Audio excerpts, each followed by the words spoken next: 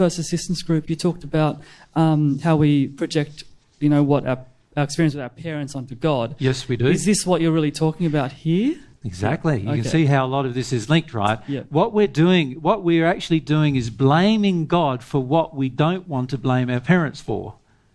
That's really what we're doing.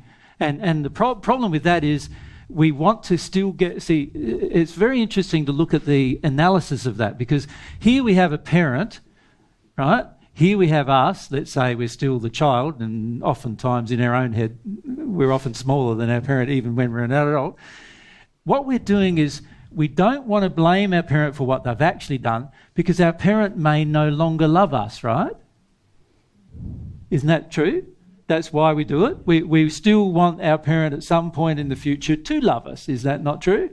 And so we blame our parent, and that then means we don't blame our parent when we should, but we don't blame our parent, and that leaves our heart open to keep waiting for love from them, doesn't it?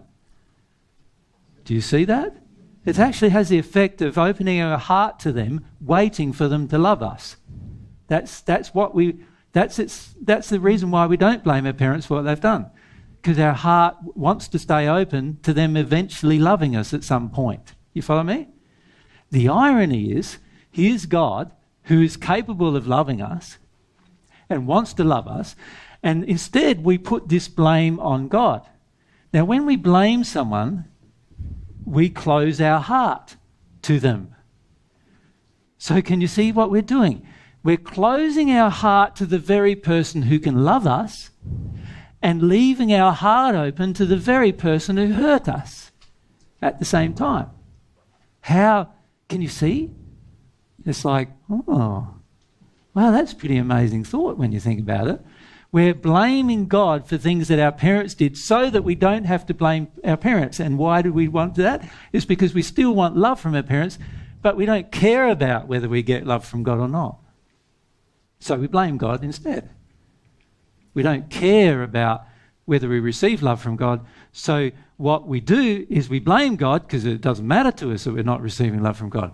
The irony is, receiving love from God is the very thing that will transform your life, totally change it, totally influence your rest of your life in a positive manner, and we're blaming the very person who can give us the most benefit, while at the same time staying open to probably the very person who caused the most problems.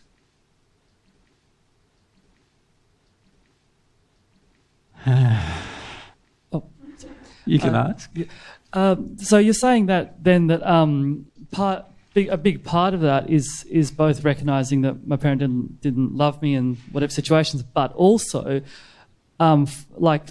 emotionally deciding finally that I don't need to give up love from getting acceptance from dad or stuff. Yeah, can you see, if I have to give up receiving love from my earthly father or earthly mother, I'll probably have to go through a fair bit of grief, right? Yeah. That I don't want to feel. So you can see the problem with not giving it up is that I blame God for it now.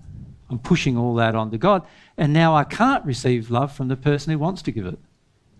So I'm setting myself up to have no satisfaction of my desire for love from anybody.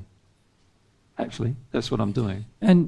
And do people sometimes blame someone else other than God, like just blame society? Or, of course, blame society or someone who... And quite often they'll blame the parent who loves them even. Okay. They'll even do that in order to get love from the parent who doesn't. Yeah.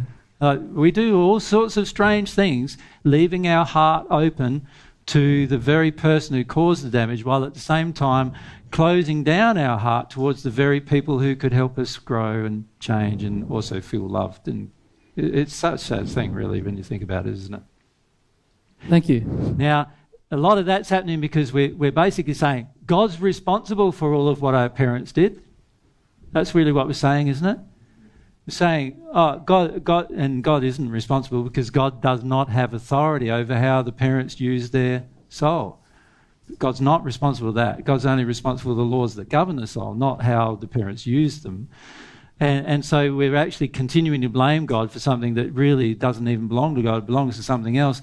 And we do it And the trouble is our heart remains open to the very persons who harmed us, while at the same time our heart remains closed to the very person who can help us. Very sad state, really, isn't it? Can you see the importance of recognising it? There's a lot involved in this discussion. Obviously, again, this is another discussion that we're just sort of barely scratching the surface of, right?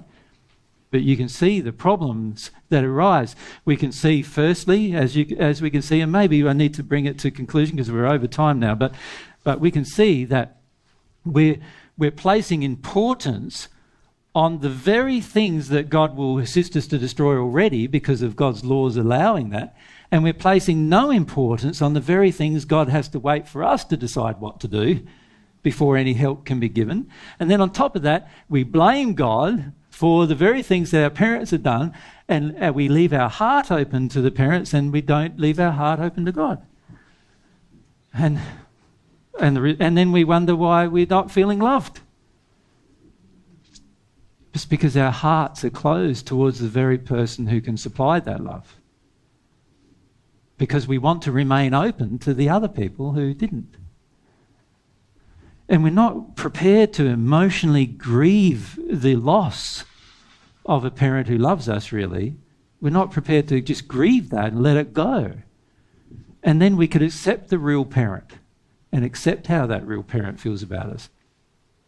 The feelings that come from God are overwhelmingly beautiful when you let yourself feel them. Right? But the majority of us do not let ourselves feel them. We don't. Because we want to remain open to getting love to the very people, getting love from the very people who did not love us. In other words, we are basically remaining open to our parents having authority over us. So this is the irony. We're rebelling against God's authority, thinking we're some kind of independent being. But the reality is we're giving away authority to the very people who misused it. I can't answer any more questions, Felix. Does that make sense to you? Can you see the problems? So can you see the choices we're making are very, they're really quite insidious in some ways, aren't they? In terms of stopping our development and stopping our growth and badly influencing where we place our priorities and therefore where our desire lay. Right? You can see that if we understood completely what we were creating, and we would be going, look, fair enough, all of these things are physical. What I do physically doesn't really matter as much as what I do spiritually or what I do with love. What I do with love matters the most. Right? These are the permanent creations, positively and negatively, by the way. We could put in here a whole heap of positive things. So every single act of goodness that you engage adds to your soul, and it's there permanently because God doesn't want to destroy that. So you can actually do an act of goodness today, and in 1,000 years' time, people will still be benefiting on the earth from it. Because God doesn't want to destroy that. All God's laws support the existence of that act of goodness. Do you see that? So here's all the things that are out of harmony, love, and God wants to get rid of them. He's created a whole heap of laws to get rid of them, but you have to engage those laws to get rid of them. But God also has allowed you to create good things in this column, under the soul. Things where you act in harmony with love, act in harmony with pure desire, act in harmony with truth. Every act taken in that place will last forever. Literally. It'll last as long as your soul lasts, and if you receive some of God's love, you're immortal. That means you last forever. So that means that every act that you took in harmony with love will last forever. The effects of it will be felt forever. Now, that's a remarkable thing to think about. Instead of worrying about a painting, they just like, and God destroys it in a year, in 10 years or 100 years' time. How about painting something in the soul and having it last forever? How about you become that kind of artist? That would be great, wouldn't it? And this is where we need to see our priorities and how God's authority is acting upon the system. So hopefully this discussion has expanded your mind a bit with regard to things, right? So when you first looked at the discussion in your outline, you probably thought, oh, authority, why did you put that in there for? What's going on there? And now hopefully you can see the importance of it and also how it affects your creations and what it means about what you create and what things will be naturally destroyed, things that you don't have to worry about as much if they're in or out of harmony with love, when compared with things that you do need to concern yourself quite seriously about, because these are creations that either last forever or, and even if they're bad creations, they will last until you destroy them, until you decide to do something about them. Now, there are mechanisms by which God has to help you destroy them, which is fortunate given the fact that many of these creations have ongoing effects into other lives and other people's existences that without God's help we would never be able to raise the result. So it's very fortunate that God has allowed these laws, and you'll learn some of them tomorrow. But it's very fortunate God has done that, because if God didn't do that, imagine trying to destroy. Imagine you create a religion, you know, like the Muslim faith. You create the Muslim faith, 600 or whatever happened, 400. I can't remember the exact year that Muhammad, 600 something, what was it? 620 or something, yeah. I forget exact. But anyway, so you create the Muslim faith. It's got a whole lot of tenets that also seems to justify violence under certain conditions. By the way, a lot of what's in the Bible does exactly the same thing. So the Torah could be fitted into this exact same thing. Like, so Moses, who actually assisted through spirit inspiration the creation of the Torah, which also has exactly the same principles that many of the Muslim principles contain, right? Both those people, imagine, years later, people are still acting in harmony with eye for an eye, tooth for a tooth.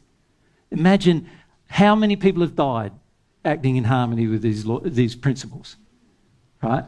Now, you're now in the spirit world. How are you going to correct all that? You can't. Unless you engage something that God has authority over, which is some of God's principles we'll learn tomorrow, you will not be able to negate the effect of what you created. It'd be a disaster. Your soul would remain in terrible condition for long periods of time unless there was some process that you could engage that reverses this. Right? And this is why it's so important to see, firstly, don't create what you can't destroy is a good principle to remember, isn't it? Don't create what is so difficult to destroy that takes years and years to destroy. And remember, everything in your soul that's out of harmony with love takes a lot longer to destroy than these things, because they have effects on other people that then might take years and years and years to destroy. Friends of mine 2,000 years ago involved in certain behaviour, and there's still people in the hells today that are acting the way they're acting because of the effects of what those friends decided to do. Now, if God did not have the mechanisms we learn tomorrow, that would be those people who are my friends would still be in the hells today. So fortunately, God's created some mechanisms for us to undo these things, but we need to understand this is what we have authority over. And God cannot help us with them unless we want that assistance. Okay, so we'll leave our discussion there. Hopefully you've learnt something from that one. Yep.